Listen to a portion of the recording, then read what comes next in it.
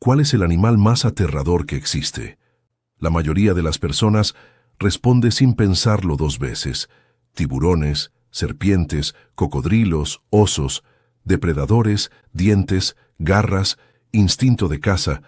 Pero cuando ignoras el miedo y miras los datos fríamente, la respuesta cambia y se vuelve mucho más perturbadora. El animal más peligroso para el ser humano es el propio ser humano. Todos los años, cientos de miles de personas son asesinadas por otros individuos de la misma especie. Y esto sin contar guerras, enfermedades provocadas por decisiones humanas o colapsos sociales. Ninguna otra criatura llega siquiera cerca de ese número, ni en escala, ni en brutalidad. Y aquí está la parte que a casi nadie le gusta enfrentar. El presente es, en realidad, uno de los períodos menos violentos de nuestra historia. Si hubieras nacido en ciertos momentos del pasado, tus posibilidades de morir de forma violenta serían absurdamente mayores. No por un accidente, no por un animal salvaje, sino a manos de otros humanos, muchas veces sus propios vecinos. La arqueología comprueba esto. Enterrados bajo campos tranquilos de Europa, bajo desiertos africanos y dentro de cuevas prehistóricas, existen registros reales de masacres tan extremas que hacen que las películas de terror parezcan ficción ligera.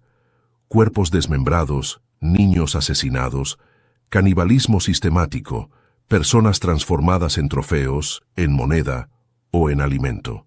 Uno de los peores periodos posibles para nacer humano fue el Neolítico, un mundo donde la violencia no era la excepción, era la regla, donde villas enteras desaparecían, donde la guerra era constante, donde algunos investigadores creen que la humanidad casi entró en colapso poblacional.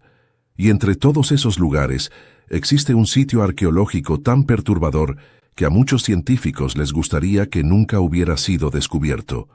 Su nombre es Herxheim, y lo que fue encontrado allí no revela solo cómo murieron las personas, sino cómo la crueldad humana fue organizada, ritualizada y normalizada mucho antes de cualquier civilización que conocemos. Y esto es solo el comienzo. Gran parte de esto se debe al hecho de que la violencia y la guerra eran prácticamente reglas del juego en aquella época. De hecho, el nivel de conflicto fue tan intenso que algunos estudiosos creen que hubo una caída poblacional severa, posiblemente resultando en un verdadero cuello de botella genético. No es sorpresa, por lo tanto, que conozcamos hoy cientos de sepulturas colectivas y lugares marcados por violencia extrema que datan de ese periodo específico. Claro, como en todo, existían diferentes grados de horror. Algunos lugares revelan muertes más directas, como víctimas de golpes contundentes aislados, mientras que otros son tan perturbadores que hacen que cualquiera se pregunte, ¿qué es esto? ¿Una pesadilla prehistórica? Entre los sitios más impactantes jamás descubiertos está un lugar llamado Herxheim. Ese sitio arqueológico queda en el suroeste de Alemania y es, honestamente, uno de esos lugares que nos hacen cuestionar si habría sido mejor que jamás fuera encontrado. Alberga los vestigios de una masacre de proporciones aterradoras, incluso para los estándares de la prehistoria. Hasta hoy, Herxheim es considerado el mayor lugar de masacre antigua jamás identificado, conteniendo los restos mortales de al menos 1000 individuos que fueron descartados en una serie de fosos alrededor de un antiguo asentamiento. El análisis de los cuerpos relativamente preservados indica que las víctimas no fueron asesinadas por un único método, sino por una variedad de armas diferentes. Al final, parece que la brutalidad también variaba. Hachas de piedra eran particularmente comunes, provocando fracturas en el cráneo, huesos rotos y una cantidad absurda de traumas físicos. Y queda claro que ninguna misericordia fue concedida. Entre los muertos había hombres, mujeres, niños e incluso recién nacidos. Otro detalle aún más perturbador es que los investigadores concluyeron que las víctimas no pertenecían a un único grupo. Por el contrario, había personas de múltiples orígenes, algunas provenientes de regiones extremadamente distantes, hasta cerca de 310 kilómetros de distancia. Esto, sumado a la estructura del asentamiento, llevó a la aterradora hipótesis de que Herheim no fue solo el resultado de una batalla o ataque aislado a una villa, sino posiblemente el centro de un culto asesino que capturaba prisioneros de lugares lejanos, trayéndolos hasta allí para ser silenciados o incluso sacrificados. Y aunque todo esto ya sea suficiente para exponer el lado más sombrío de la humanidad, la verdadera pesadilla comienza cuando analizamos lo que sucedió con esas personas después de la muerte. Como la inmensa mayoría de los esqueletos encontrados estaba en condiciones lamentables, fragmentados, quemados, astillados o agrietados, todo indica que los responsables de la masacre no solo mataron a sus víctimas, sino que las procesaron cuidadosamente. Los cuerpos fueron descuartizados, desmembrados y en algunos casos literalmente asados en brochetas. Sí, todo apunta al hecho de que aquellas personas fueron preparadas como parte de un verdadero banquete. Al analizar los huesos, los investigadores identificaron innumerables marcas de mordidas y señales claras de roedura, lo que revela una práctica de canibalismo en una escala raramente, o tal vez nunca antes, documentada. Algunos huesos presentaban muchas más marcas que otros, sugiriendo que, dentro de aquel culto, había partes del cuerpo consideradas más valiosas o deseadas. Desafortunadamente, no es necesario recurrir mucho a la imaginación para deducir cuáles eran esas partes. Hay fuertes indicios de que uno de los ítems más codiciados era la cabeza, más específicamente el cerebro. La mayoría de los cráneos fue manipulada de forma casi idéntica. Golpeados a lo largo de la línea sagital, eran partidos de manera precisa, separando rostro, mandíbula y calota craneal en mitades simétricas. Algunos de ellos muestran señales evidentes de desollamiento. Un procedimiento meticuloso, aunque absolutamente macabro. Después de consumir la carne de la cabeza y extraer el cerebro, una excelente fuente de grasa, el grupo reaprovechaba la parte superior del cráneo, transformándola esencialmente en una especie de copa. Esos recipientes improvisados eran usados para beber, reforzando una imagen perturbadora, las víctimas siendo devoradas mientras sus asesinos saciaban la sed directamente de sus propios cráneos. La idea de ser consumido de esa forma ya es horrible por sí sola, pero imaginar a alguien utilizando tu cráneo como un vaso eleva el terror a otro nivel. Dicho esto, Herxheim no fue un caso aislado, es solo uno entre varios lugares que evidencian comportamientos semejantes. Sin embargo, cuando se trata de escala e intensidad, tanto en cantidad como en brutalidad, pocos sitios logran compararse a él. Es difícil encontrar un ejemplo más extremo de violencia humana antigua. Aún así, existen descubrimientos que, aunque tal vez menos masivos, son casi tan crueles e igualmente extraños. Un ejemplo de esto surgió en 2023, cuando un equipo de investigadores se topó con algo profundamente inquietante. Una colección de partes del cuerpo humano desmembradas, más específicamente, una docena de manos humanas, enterradas en 3 fosos distintos. Ningún cuerpo fue encontrado, solo manos. Es verdad que no era la primera vez que huesos aislados aparecían en fosos arqueológicos, pero la ubicación de este descubrimiento llamó la atención inmediatamente. Se trataba de un espacio donde difícilmente se esperaría encontrar vestigios de violencia de ese tipo. ¿Dónde exactamente? Frente a un patio. ¿Y de quién era ese patio? No de un individuo específico, sino de una cultura entera, una civilización de la que prácticamente todo el mundo ya ha oído hablar y que en algún momento despertó gran fascinación, los antiguos egipcios. Por lo que todo indica, ellos tenían un hábito bastante peculiar, cortar las manos de las personas y enterrarlas por separado. Esto ya era sugerido por jeroglíficos conocidos, que muestran figuras aparentemente coleccionando manos como si fueran trofeos o conquistas. Sin embargo, este descubrimiento marcó la primera vez en que los investigadores pudieron observar evidencias físicas directas de esa práctica ocurriendo en el mundo real. Claro, manos cercenadas no son exactamente una novedad en la historia de la violencia humana. ya aparecieron en otros contextos prehistóricos, muchas veces asociadas a batallas o castigos. Sin embargo, este caso va más allá de la simple brutalidad.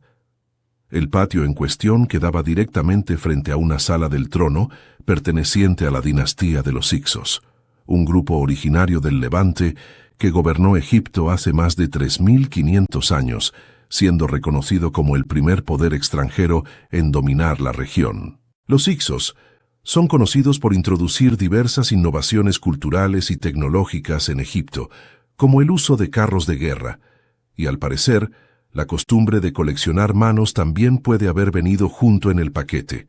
Esas manos no fueron removidas por casualidad o como resultado colateral de la violencia. Todo indica que funcionaban como una especie de moneda simbólica. Cada mano representaba una prueba, un conteo, posiblemente una recompensa. Y, sinceramente, una sociedad en la que arrancar manos humanas es recompensado con oro, estatus o favores, no suena exactamente como un destino deseable para un viaje en el tiempo. Durante mucho tiempo, o tal vez para siempre, permanecerá imposible saber cuántas de esas historias nunca salieron a la luz. Lo que los arqueólogos creen que realmente sucedía es que soldados amputaban las manos de sus enemigos, estuvieran vivos o ya muertos, poco antes de organizarlas de forma presentable y entregarlas al faraón o a algún miembro de la élite. A cambio, esos soldados recibían su recompensa. La bolsa estaba garantizada.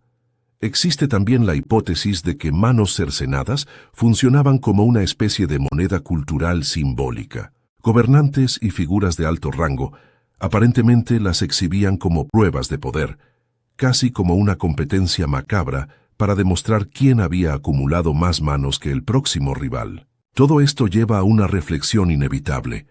¿Cuántas personas completamente inocentes tuvieron sus manos arrancadas no por necesidad militar, sino simplemente porque alguien quería ganar un poco más de oro, o porque un faraón deseaba ostentar su autoridad? Hasta el momento exactamente una docena de manos fue desenterrada en ese sitio específico. Curiosamente, pertenecían a 12 individuos distintos, todos con más de 21 años, pero aún no ancianos. Con excepción de un único caso, todas las manos probablemente pertenecían a hombres.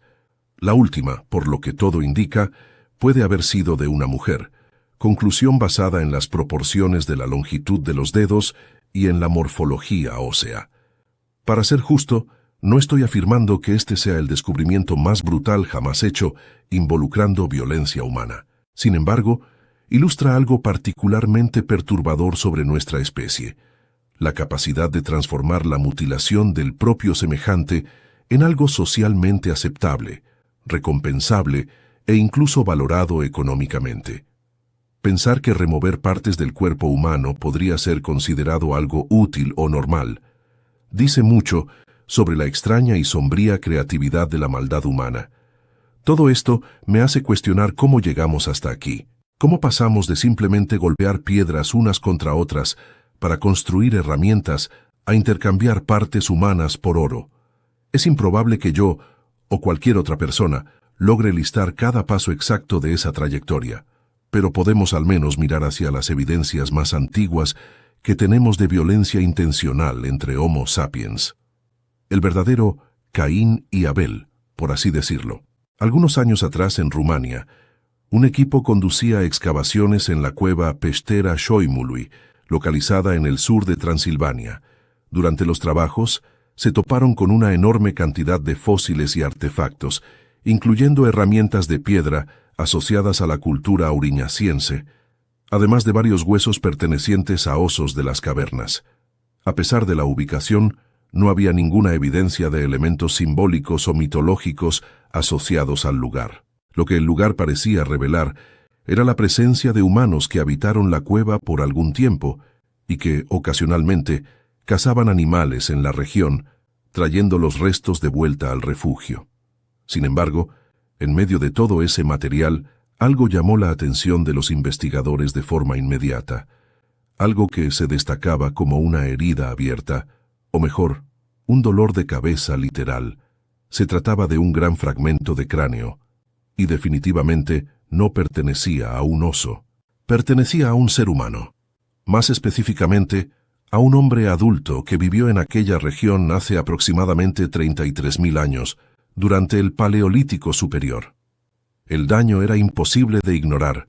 El lado derecho del cráneo estaba destruido, agrietado como un huevo roto con fuerza extrema. Inicialmente, el equipo no estaba seguro de lo que aquello significaba. La herida podría haber sido resultado de un accidente, tal vez una caída torpe o el impacto de piedras desprendidas de la cueva. Esas posibilidades necesitaban ser consideradas seriamente. Para ello, fue necesario montar el equivalente científico a los Vengadores, investigadores de diversos países reunidos para conducir una serie de análisis detallados y exámenes profundos del cráneo. El resultado fue alarmante, extremadamente alarmante. Quedó claro que nada de aquello había sido accidental. Aquel hombre no murió por mala suerte o descuido. Fue asesinado de forma deliberada. Los científicos identificaron no solo una, sino dos fracturas grandes, casi idénticas, que recorrían el lado derecho del cráneo. Y esto fue crucial. La presencia de dos fracturas prácticamente iguales indicaba que el individuo había sido golpeado 2 veces en rápida sucesión, y más importante aún, por el mismo objeto. En otras palabras, no había ninguna posibilidad de que simplemente hubiera resbalado o sufrido un accidente casual.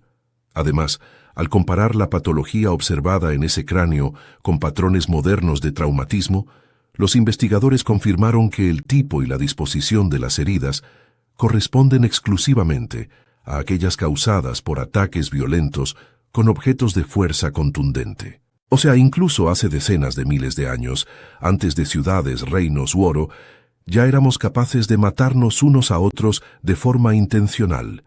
En este caso específico, el arma probablemente fue algo semejante a un bastón o garrote. Con base en esto, el equipo logró formular una reconstrucción bastante segura de lo que habría ocurrido. Hace cerca de 33.000 años, ese hombre probablemente estaba involucrado en alguna actividad cotidiana, tal vez trabajando con herramientas, preparando materiales o simplemente cuidando de sí, cuando, de forma abrupta, fue atacado por otro individuo. Fue golpeado 2 veces por alguien empuñando un objeto pesado, parecido a un bate o clava. El primer golpe habría sido suficiente para incapacitarlo, mientras que el segundo fue el que, muy probablemente, acabó con su vida al causar daños cerebrales devastadores. Todo indica que el ataque fue directo y personal. La posición y el ángulo de las fracturas sugieren que el agresor estaba de frente a la víctima en el momento de la agresión, mirándola mientras asestaba los golpes. Hay además un detalle curioso. La ubicación de las fracturas en el lado derecho del cráneo apunta a la posibilidad de que el agresor fuera zurdo. Teniendo en cuenta la edad de los restos mortales y el contexto en que fueron encontrados, este caso es actualmente considerado la evidencia más antigua y prácticamente concluyente de violencia intencional entre seres humanos, esencialmente el homicidio más antiguo jamás identificado. Es importante resaltar, sin embargo, que esto no significa que durante los primeros 300.000 años de nuestra existencia no hayan ocurrido otros asesinatos o episodios violentos. Es prácticamente seguro que ocurrieron. Este es solo el más antiguo que logramos identificar con claridad hasta hoy. Existe inclusive un caso competidor encontrado en Rusia, en un lugar actualmente conocido como la Cueva de Satsurblia, o sitio semejante, dependiendo de la clasificación. Data aproximadamente del mismo período, pero la cronología aún es menos precisa, y las lesiones observadas en los especímenes no fueron confirmadas de forma definitiva como resultado de violencia intencional. Aún existe la posibilidad de haber sido causadas por accidentes. Una característica interesante de la violencia humana es que parece funcionar casi como una tendencia cíclica. En determinados periodos, su frecuencia aumenta, en otros, disminuye. Hubo momentos en que las masacres parecían más comunes y otros en que eran relativamente raras, felizmente. Durante una parte significativa de nuestra historia, la violencia a gran escala parece haber sido menos frecuente, posiblemente porque las poblaciones humanas eran pequeñas, altamente móviles y demasiado dispersas para que conflictos prolongados u organizados surgieran con regularidad. Sin embargo, a medida que los humanos comenzaron a establecerse de forma permanente, desarrollar sociedades más complejas y crecer en número, tanto las oportunidades como los incentivos para la violencia aumentaron de manera exponencial.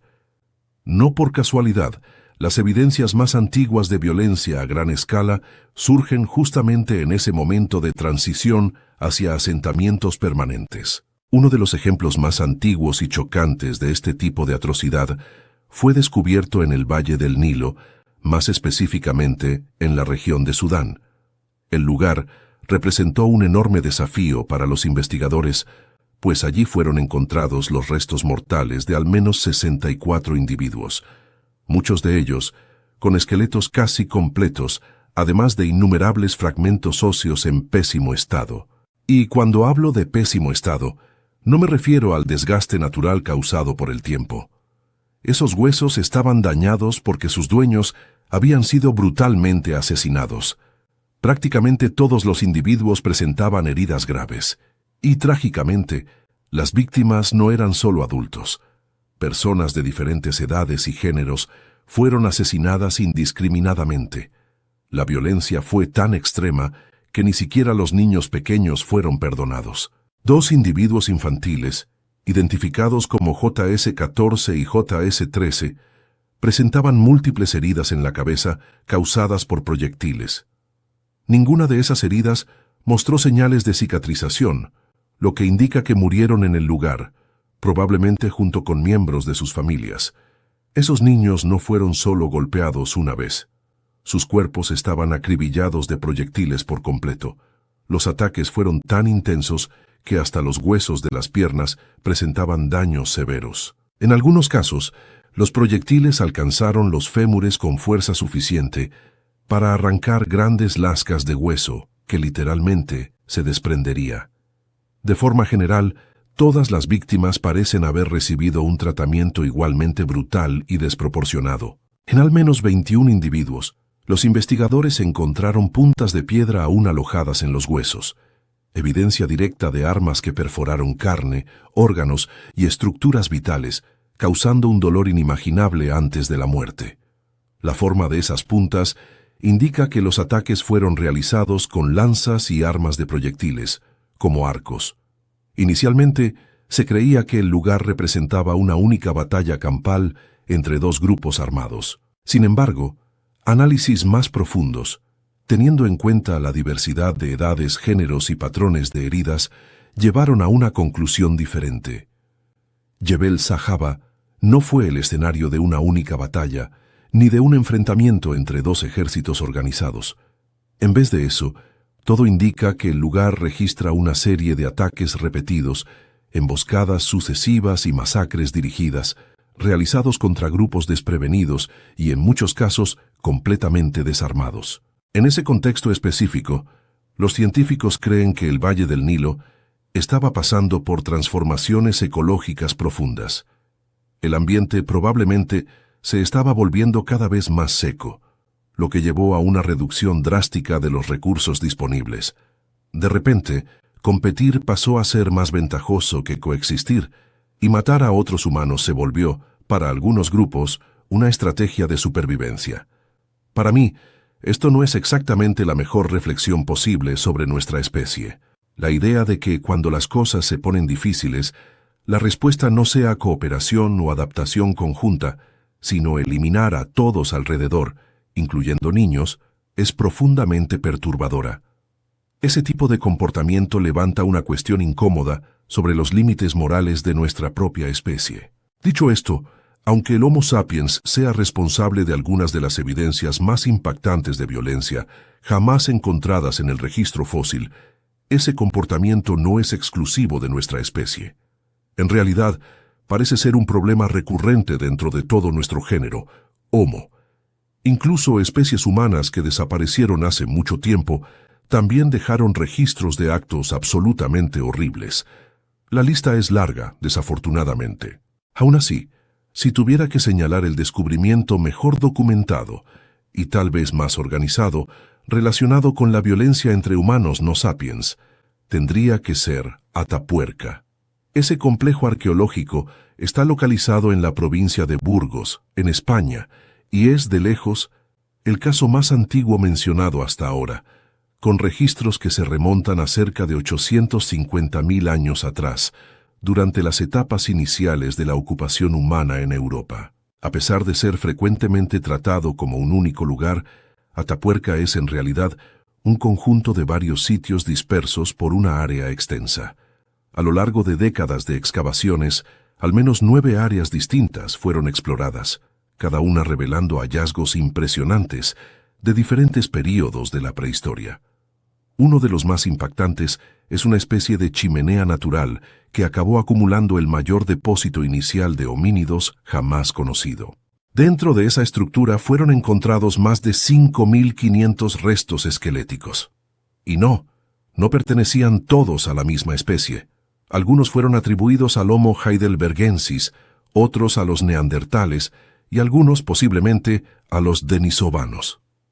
La edad de esos restos también varía considerablemente, yendo de aproximadamente 350.000 hasta cerca de 800.000 años. Además de la diversidad de especies, el sitio reveló una amplia variedad de historias sobre nuestro pasado. Algunos individuos presentaban señales claras de condiciones patológicas, como craneosinostosis. Otros, a su vez, murieron de forma violenta, con evidencias inequívocas de trauma contundente infligido por otros humanos. Hay también aquellos que parecen simplemente haber llegado al fin de la vida por causas naturales. Lo que aún no está totalmente esclarecido es si esa chimenea repleta de huesos se formó de manera natural, por ejemplo, con agua arrastrando cuerpos y restos hacia el interior de la cavidad, o si representa algún tipo de práctica funeraria primitiva. Sin embargo, independientemente de esa cuestión, ese no es el aspecto más perturbador de Atapuerca. Una área específica del complejo, conocida como Gran Dolina, es aún más significativa y definitivamente más horripilante. A diferencia de la chimenea, Gran Dolina es una cueva amplia, cuya excavación comenzó a inicios de la década de 1980. El lugar está compuesto por diversos niveles estratigráficos, cada uno representando un período distinto en el tiempo. Hasta ahora, fueron identificados 11 niveles principales, conocidos como TDs. La mayoría de esos niveles es relativamente común en términos arqueológicos. Algunas herramientas aquí, huesos de animales allá, nada fuera de lo esperado. Pero el nivel TD6 es completamente diferente. Es, sin exagerar, chocante. En ese estrato fueron encontrados los restos mortales de al menos 11 homínidos distintos. Por sí solo, eso ya sería digno de mención. Sin embargo, el detalle más perturbador es que más del 30% de esos restos presentan señales claras de canibalismo. Los huesos exhiben marcas de corte y fracturas idénticas a las observadas cuando cazadores abaten y procesan animales. Hay también evidencias de raspado minucioso, indicando que quien los consumió estaba determinado a extraer absolutamente toda la carne disponible. Esto ya sería suficientemente perturbador. Pero la situación empeora. Ese no parece haber sido un caso aislado de canibalismo motivado por desesperación o hambre extrema.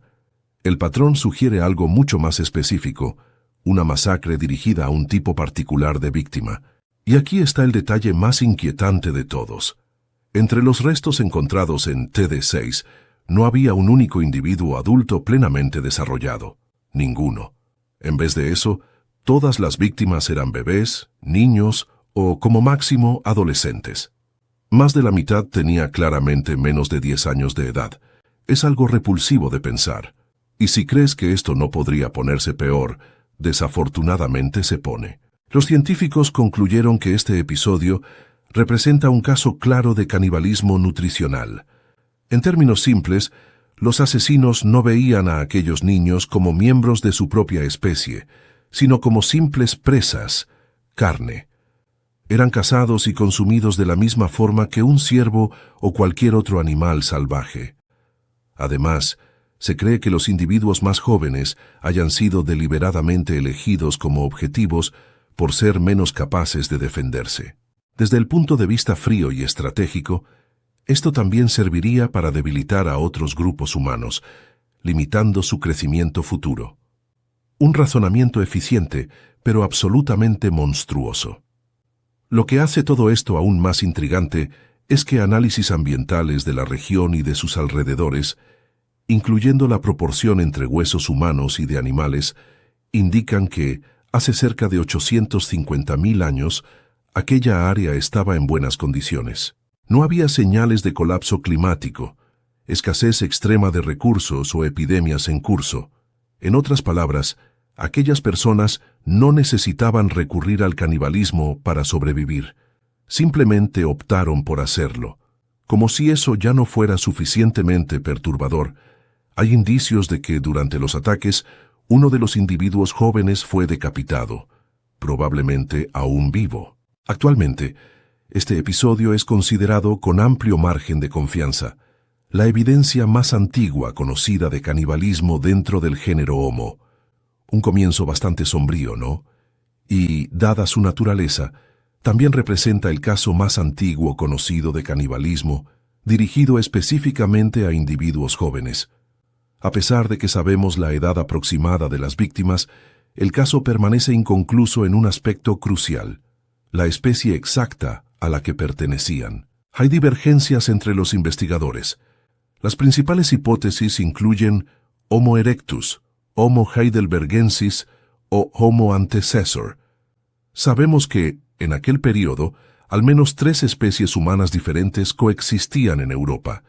Como todas compartían diversas semejanzas anatómicas y los restos fueron encontrados en estado extremadamente fragmentado y mutilado, se vuelve muy difícil determinar con precisión cuál de ellas estuvo involucrada. Pero al final de cuentas, ese detalle no cambia la esencia de la historia. La conclusión es simple e incómoda. Nuestro género es, como mínimo, problemático. Y la ciencia, de cierta forma, refuerza esa idea. Estudios que analizaron más de 1000 especies diferentes mostraron que los primates, grupo al cual pertenecemos, presentan tasas de violencia entre individuos de la misma especie significativamente mayores que la mayoría de los otros mamíferos. En representaciones gráficas de este tipo de estudio, donde los colores más intensos indican mayor violencia, nosotros definitivamente aparecemos en una posición poco honrosa. Aunque, curiosamente, me quedé sorprendido al descubrir que el mamífero más violento de todos no es el ser humano sino la suricata. Pero esa es una historia para otro momento. El punto es que los humanos, gracias a nuestra inteligencia y creatividad, poseen la capacidad de volverse mucho más aterradores que simples depredadores naturales. En otras palabras, si algo estuviera intentando matarme, sinceramente espero que no sea otra persona, porque nosotros somos capaces de concebir métodos de crueldad increíblemente elaborados. Si ya has visto cualquier documental sobre crímenes reales, sabes exactamente de lo que estoy hablando. Desafortunadamente, los humanos antiguos también demostraban esto con claridad. Y tal vez ningún otro lugar ilustre esto tan bien como un sitio cuyo nombre ni siquiera suena agradable. Schöneck-Kilianstetten. Un nombre que, por sí solo, ya causa incomodidad. Ese lugar queda relativamente cerca de la importante ciudad de Frankfurt, en Alemania, y se remonta a cerca de 7000 años atrás. Es solo uno entre más de 200 sitios conocidos en el mundo que registran episodios de violencia en masa durante el Neolítico, una prueba más de cuán brutal ese período realmente fue. A primera vista, el lugar no parece tan impresionante, especialmente cuando se compara con Herxheim. Se trata solo de un gran pozo en forma de W. Sin embargo, dentro de él fueron encontrados los restos mortales de al menos 12 niños, un adolescente y 13 adultos. Todos habían sido asesinados por golpes violentos en la cabeza o perforaciones causadas por proyectiles, algo desafortunadamente común en aquella época. Lo que hace que este sitio sea verdaderamente único, sin embargo, es un detalle que no fue observado en ningún otro lugar. Cerca de la mitad de los cuerpos presentaba la misma lesión extremadamente específica. Las tibias estaban aplastadas. En términos simples, las espinillas de esas personas habían sido deliberadamente destruidas. Algo extremadamente inusual, prácticamente único. Y aquí está el detalle más perturbador. Todos esos individuos ya poseían heridas fatales. O sea, las piernas no fueron rotas para matar. Fueron rotas después, o como mínimo sin necesidad para causar la muerte. Según el equipo responsable de la excavación, esto apunta a algo aún más sombrío que una simple masacre: mutilación deliberada y posiblemente tortura. Las fracturas parecen haber sido causadas por las mismas armas usadas en los ataques letales.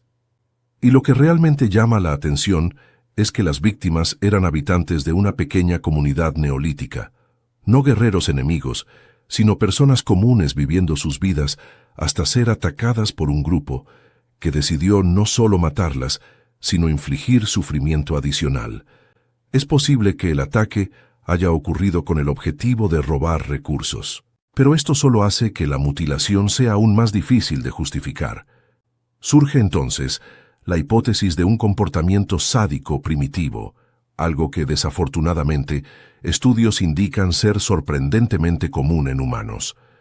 Hay también una explicación alternativa, tal vez aún más extraña, aunque menos explícitamente cruel: la idea de que las piernas fueron rotas después de la muerte para impedir que los espíritus de las víctimas persiguieran a sus asesinos. Es una teoría extraña, pero considerando lo raros que somos como especie, no es completamente implausible. Aún así, hay un problema con esa explicación. No todos los cuerpos presentaban fracturas en las piernas, y peor aún, algunas de las víctimas mutiladas eran niños. Si la intención era impedir fantasmas vengativos, sería extraño no garantizar que todos estuvieran neutralizados. De cualquier forma, sea cual sea la explicación correcta, una cosa es segura: este episodio está lejos de restaurar cualquier confianza que alguien pueda tener en la humanidad.